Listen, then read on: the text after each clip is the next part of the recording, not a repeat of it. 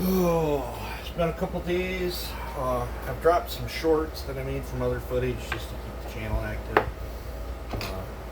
Shorts is what feed the part of the channel, I guess. It's just an unnecessary evil. I wish they'd push my normal content like they do shorts, but they don't. Let's see. I ordered some foam for my cage. That's not come in yet. And then I was talking to Alex on that too, and he found some other foam too that I'm. The one I ordered, it's been so long. It was for an old Honda, like I had as a kid or whatever. Yep. It's been so long since I had one. It seemed like it was roughly that diameter, so I ordered a Honda foam, and I should be able to, if it's the right diameter, I should be able to get quite a few filters out of it by cutting it. If not, I think he said it was a U-601 uni filter would probably work with my cage that I made. I looked that up. It was like a $27 filter. I'm going to try the $7 Honda filter first. Bad news on my truck. The sensor that they sent me, and because I put it in, they won't warranty it or nothing, but the sensor I put in does not work. The $190 sensor does not work at all. You put it in, space it correctly. I wired it all in, and no start at all. Pulled it out, checked it 3 different times, checked to make sure the wiring was right, and it's a no-go. That sensor does not read the computer. I put the old sensor back in, and it fires right up and runs till it gets warm and then it quits. So that new sensor does not work. So once again, I got gypped. I can't find. Well, we found one OEM one. It's still in the Mopar box from. It'll fit the 92 to 94 Viper, whatever first gen. It's the same sensor I need. The part number is 53006563, and that gentleman wants almost $500 for that sensor on eBay. And I'm not gambling that. I mean, that's a very, very old part. But I did order another $50 sensor like what I got in there. Maybe I'll get lucky. I think that's what's going on. I think that cam sensor's getting warm and breaking down and causing it to run like glue and then just shutting off. I believe I've got everything else sorted out. I even picked me up an old Snap-on scanner so I can scan the truck because I got tired of borrowing stuff. I hate borrowing stuff. I absolutely hate it. So now I have a Snap-on scanner that'll do 1980 to 2006, which is fine. I don't have anything newer than 98, so that's fine with me. Let's see. Started back up on this today. I did all the stickers I peeled off this. I went down to my sticker shop that made me these stickers, and well, let me dig out a stock cover just a second.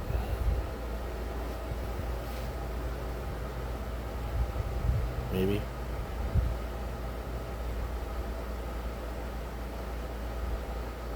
Alrighty, that took me a minute to find another set of plastics. But this sticker right here, I'm having them make that. Except for I want it in orange. The letters in orange, because the case will be orange. And I think orange letters on the black air filter cover will look pretty good along with like the orange push button thing. So I told them do that orange. And I told them instead of doing CS 490, I just said do CB-490.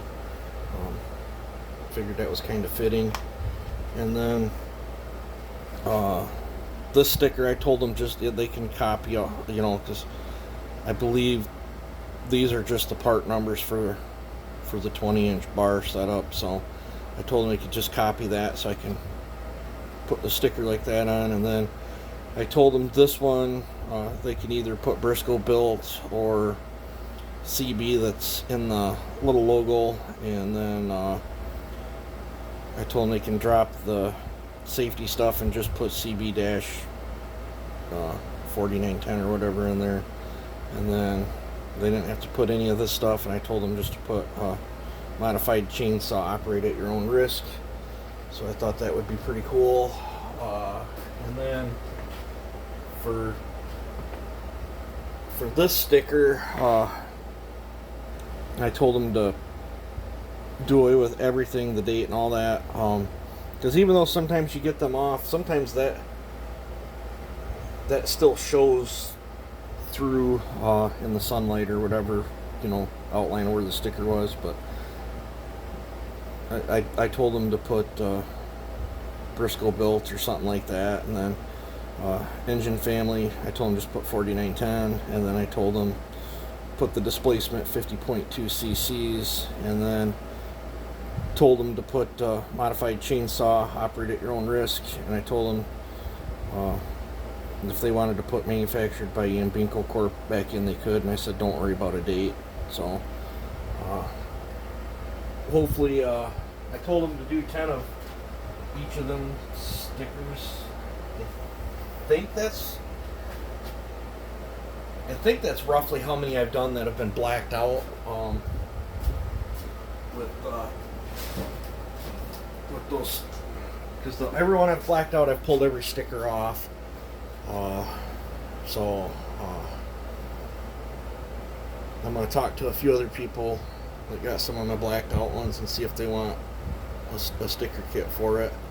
Depending on how they look and how they turn out. I mean, if they turn out cheesy and hideous or whatever, we'll just peel them back off. It wasn't, at least I got quoted, it wasn't that much for, it was like 40 stickers all together, 10 of each. So I figured we'll try that. But I'm going pretty spicy on this build. I can't recommend what I'm doing to this to you guys, because I've known quite a few other people that's pushed the roofs, not even as high as I did on this one, and they were not happy with the outcome.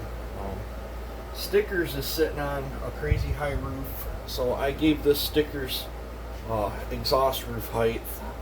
It's sitting at 96. For a 50cc saw, that is a lot of roof. But stickers is not struggling.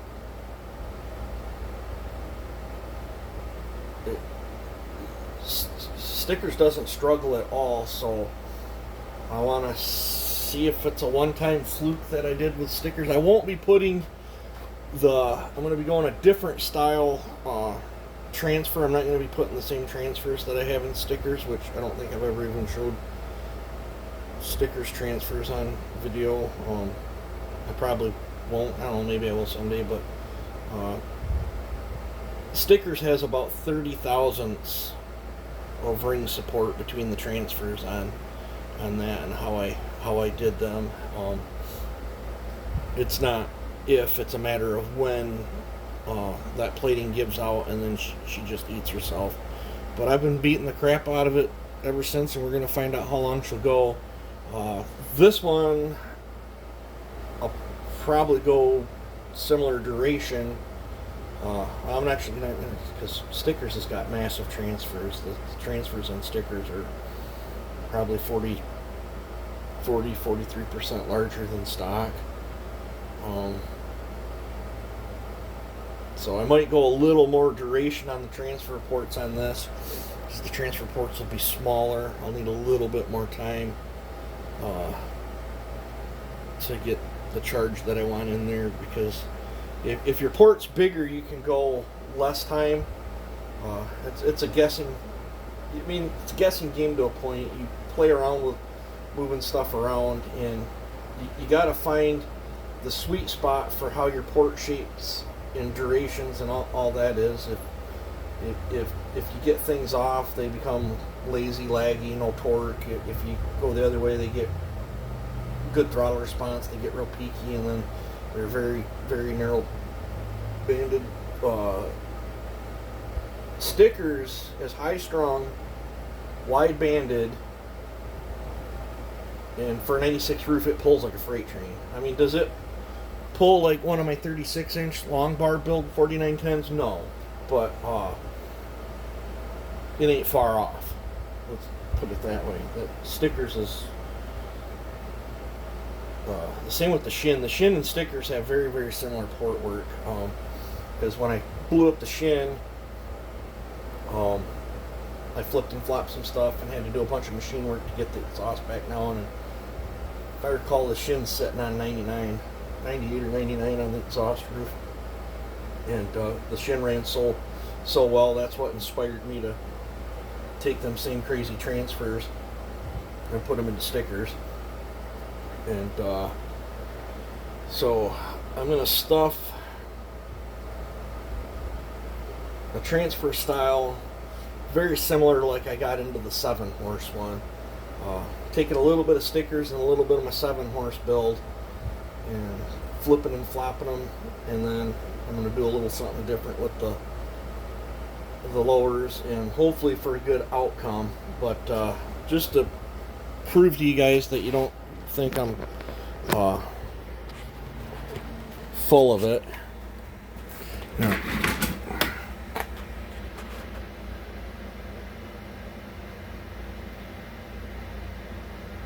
Depends on where I hold that, but I'm going off from, that's 95, and then that next line's 96, so it's like 96 and a half.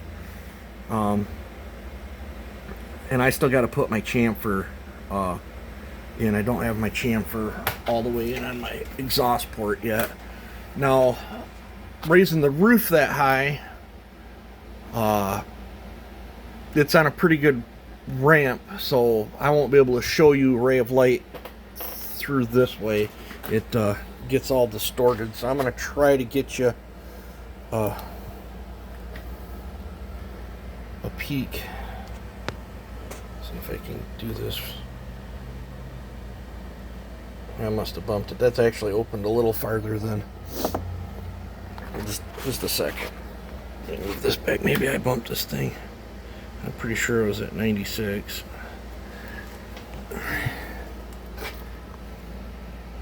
Yeah, there we go.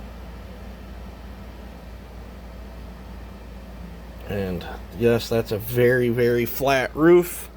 That's risky as well, but I'm seeking some power out of this, I hope. I want it to be a fun saw. I still don't even know what I'm going to do with it yet, but every now and then I just like to, you know, these things are like little pieces of artwork for me. Every now and then I really like to just, you know, put some good, I don't know, you know, time, effort into it. You can see I ain't got her chamfered yet, but it's a pretty flat roof. As far as width goes, I'm gonna put marks on my polished exhaust port, but as far as width goes from side to side, I only took it out till the factory chamfer disappeared. That was it. I didn't go any wider than that. And then, you know, I'm on an angle. You can see how far I'm on an angle. Literally, my tool was rubbing here hard, just so I could get in there and get that roof in. But, you know, looking straight on, it don't look like it's that high, but it's rolled in there quite a ways. And then here, you can see my tapered chamber cut on this one. I cut the chamber on this one. I don't know if I got a chunk of solder floating around off from a 4910 that I can, when I put the solder back, But a stock 4910 chamber, when you set the squish, it'll have a fat spot, a real narrow spot, and then it goes back to a fat spot. And when I'm doing them without chamber work, I'm always measuring the narrowest part. I changed the chamber on this so it matches the piston, but I varied it just a little bit. So my thinnest spot on this is 22 thousandths squish is what I'm going for. And the taper, my narrowest part is 22. In the middle, it's 32. And the last part that it showed kissing on the solder was 42. So it's, you know, it's tapered. Completely reshaped that that band. I do not have a stock one floating around that I can show you, but this ring that you see on the stock pistons, that little ring right there puts a, you know, you might be like 30, 20, 30. It puts like a little weird spot in there. I did away with that on this. That's what I did to the shin. It worked well on that. So my next step is to mark out my transfers, get them done, and I'll have to do the lowers, and then intake, double check everything, make sure it's all what I want, and then I'll have to go through deburr and chamfer and all that good stuff. So I sandpapered the chamfer so I wouldn't scuff my piston at all. I want to make sure there was no debris on there, but it is my lined piston. So this is what I'm going to be puttering on all day. I still ain't figured out what muffler mod to do, and I've actually kicked around the idea of maybe just making a pipe for this one too. I do not believe I've ever made a pipe for a 4910. I've made a straight through muffler on one, but I don't think I've actually ever made a pipe. Depending on how she runs, might do the muffler mod and then make a pipe later when the stickers come in. I don't know.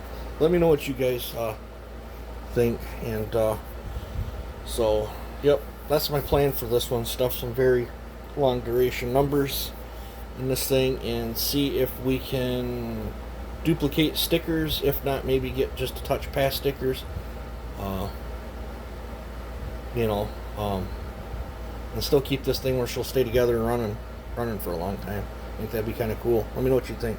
You guys take it easy and have a good one.